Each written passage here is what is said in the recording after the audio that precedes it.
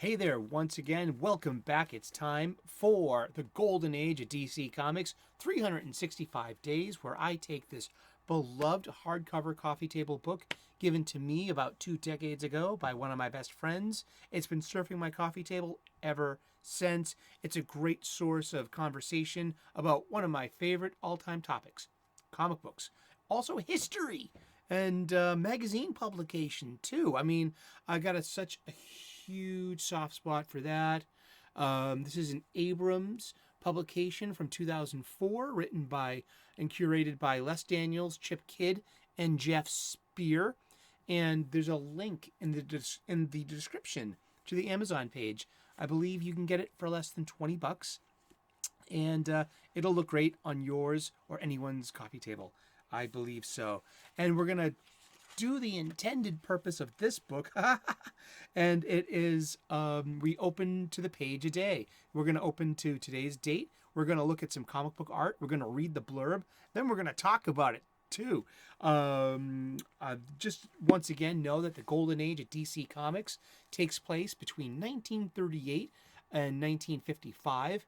The Silver Age is between 1956 and 1970.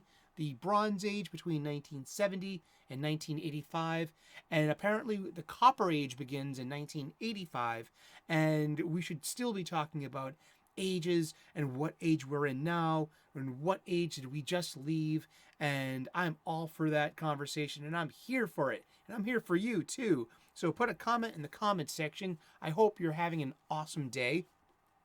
Please realize the power of what our fantasy and fiction can do for our day, to give us a respite, to spirit us away and transport us and transform us away from this world's problems, if just for a few moments. And so I embrace that great quality of this and this American mythology that has been perpetuating now for over 80 years. That's right. We're still talking about Superman and Batman. We're just talking about when they started out. And it's great to see the impact that they still have daily. This is May 16th. This is art by Ed DeBroica from Superman, issue number 35, August of 1945. We're going to look at some art. And then we're going to talk about gender and entertainment and yeah, all that kit and caboodle. Let's get on with it. It is from the inside the issue of Superman. We have a side story. Lois Lane, girl reporter, and I'm gonna go through the voice dialogue bubbles and the narrative captions after I read the blurb. Alrighty. In the words of Admiral James Tiberius Kirk in Star Trek II, The Wrath of Khan. Damn. A book called Superman's Girlfriend, Lois Lane, made its debut in 1958.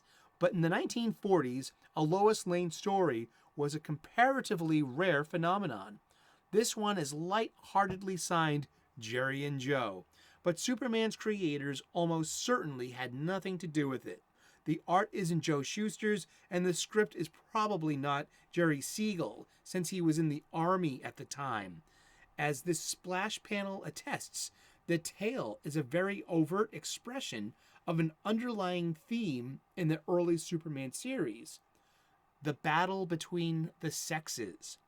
Today's Clark Kent, of course, would never dream of denigrating the professional abilities of the opposite sex, especially since he's been married to Lois for years. Ha ha ha ha.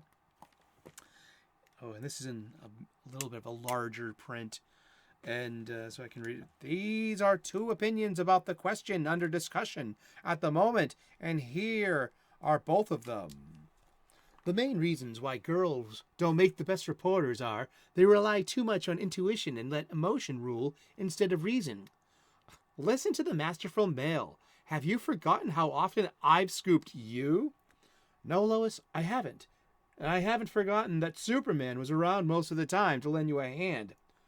Clark Kent, I'm sick and tired of being told that I can't cover a story without Superman, so excuse me if I don't listen further. And then she goes on to say, intuition and emotion indeed. Wait until I run across another good story. I'll show him. And then it goes into presently. Like, meanwhile, somewhere else, there's a drug deal going on that I think Lois is going to bust with her investigatory journalism. Count on me to pay for everything. This secret drug won't fail us. Secret drug? Yeah, see? And that's Lois Lane, girl reporter. The battle of the sexes still goes on. And it has been going on. Probably the expanse of human history. Hopefully it will be going on until the end of the cosmos and the big crunch and the heat death of the universe. Hopefully we'll have ascended these mortal coils and transformed into pure energy and information by then, and our consciousness will be unbound. Ha ha ha ha!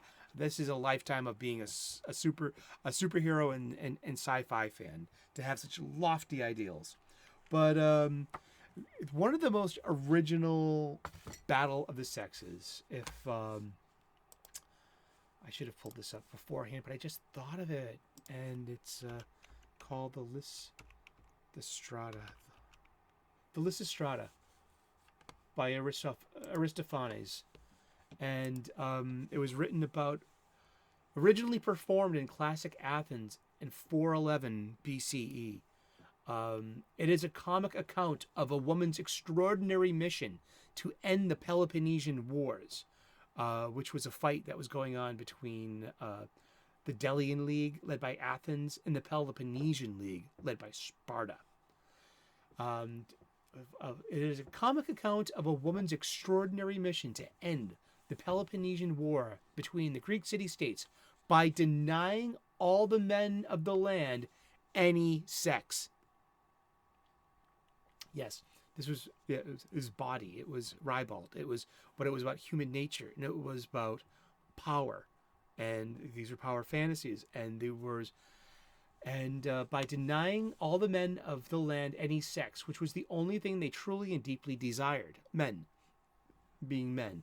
The Lysistrata herself persuades the women of the warring cities to withhold sexual privileges from their husbands and lovers as a means of forcing the men to negotiate peace.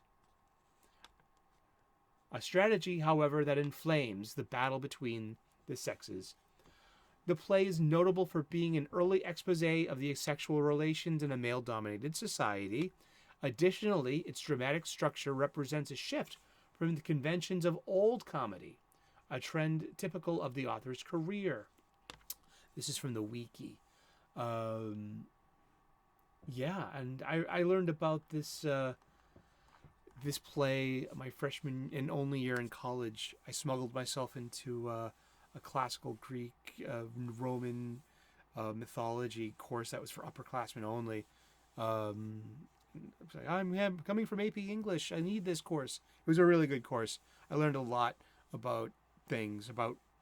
This is pretty much where I got my foothold on, just like in medias res, different the Greek influence, the Roman influence, different mythologies. It was very robust. It was a really, really good course.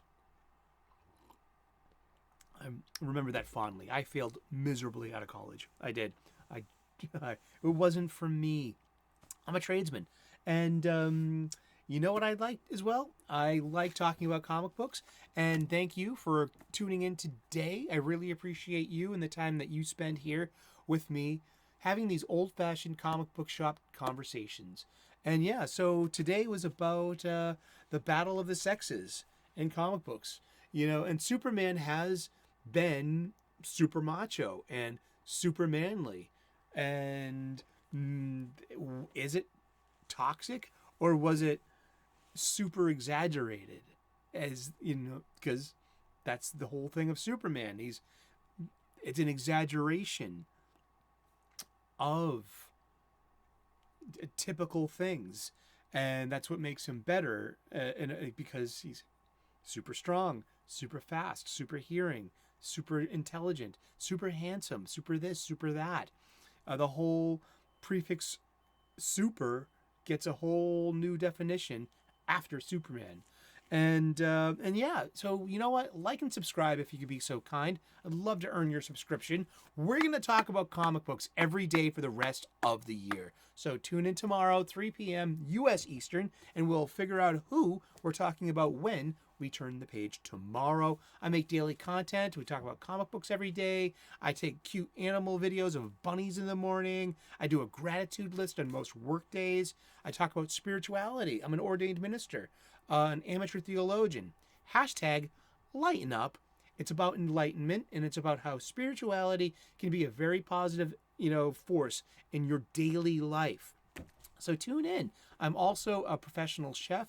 I have a playlist that's called What's Cooking, and I share with you some hacks to make so you can make and be inspired to have great food for you and your loved ones. Delicious, nutritious, and beautiful. All right. And so, yeah, thanks for tuning in.